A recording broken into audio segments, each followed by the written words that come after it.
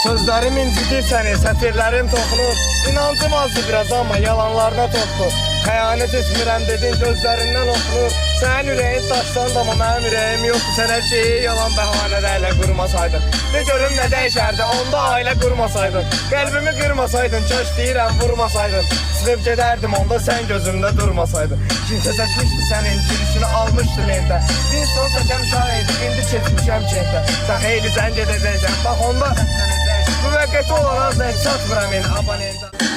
Bu adam axtarmır da, bu adam axtarılır. Kiminin gözü xəyanət görəndə bağrı yanır. Hərdən biri güldürəndə fikirlərim dağılır. Kinolarda görürdük, ayrılanlar da sağılır. Dar zamanlarında mən səni tək qoymamışdım. Onda səndən bu qədər öz ürəyimdə soymamışdım. Son sözünü duymamışdım, baxışlarına doymamışdım.